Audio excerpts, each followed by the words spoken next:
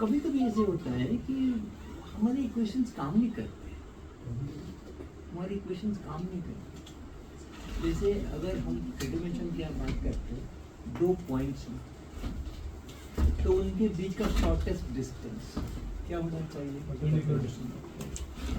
Perpendicular भाई डालोगे।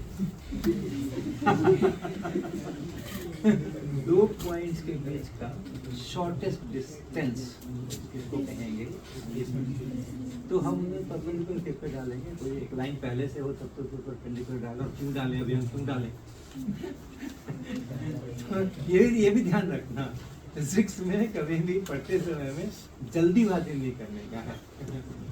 जल्दीबाजी करने का नहीं है। वो जो रहता है ना, और एक घंटे के अंदर में 90 सवाल बनाने हैं, वो जल्दीबाजी ध्यान में करना, पढ़ते समय में नहीं करना, तो ध्यान से करना, आराम आराम से समझ करके करना।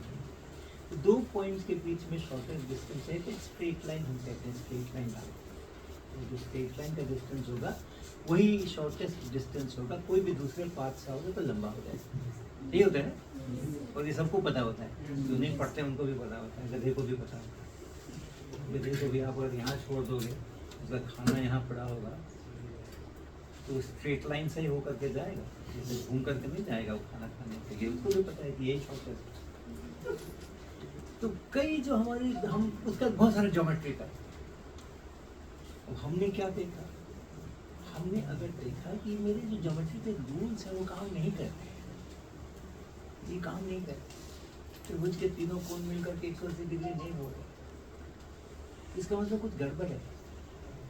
अगर हम एक स्फीयर के सरफेस पर होते, अगर टू डिमेंशन में, तुम टू डिमेंशन कंसीव कर सकते हैं, इसलिए उदाहरण दे, मान लो स्फीयर के सरफेस पर होते हैं और एक त्रिभुज बनाते हैं।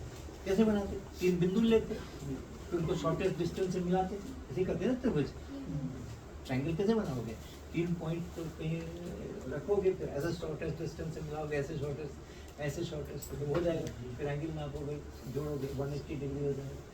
स्फीयर के सरफेस पे अगर मैं वही हूँ, ग्लोब है, और 3 पॉइंट्स हमने ले लिए हैं, और जो शॉर्टेस्ट डिस्टेंस है, एक लाइन ऐसे जाएगी, एक ऐसे जाएगी, एक ऐसे जाएगी, ऐसा ही होगा ना। तो ये एक यहाँ पॉइंट है, एक यहाँ पॉइंट है, ये शॉर्टेस्ट डिस्टेंस है। क्या करेंगे? एक यहाँ पॉइंट है, इधर से ये है, इधर से ये है, ऐसा है। अब ये एंगल्स अगर आप जोड़ोगे तो 180 डिग्री नहीं है। तो अगर मेरी ज्योमेट्री काम नहीं कर रही है, तो इसका मतलब है कि हम ट्रिमेट्रल इसमें नहीं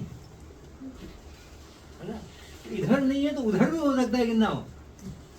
तो लोगों को ऐसी घटनाएं मिली प्रकृति के अंदर में, जिसमें कि उनको पता चला कि ये 3 डिमेंशंस, अपना जगत जो है वो 3 डिमेंशन का है नहीं, 4th डिमेंशन भी है या 5th डिमेंशन भी है, जिसमें ये घुमा फिरा है, हम कंसीव नहीं कर रहे। जो जिसकी पूरी जिंदगी इसी ग्लोब के सरफेस पर बीतने वाली है, कोई इंसेक्ट है, कोई एंट है, चींटी है, ये है, पूरी जिंदगी उसको उसी पर बीतने वाली है, वही दिखने वाला है।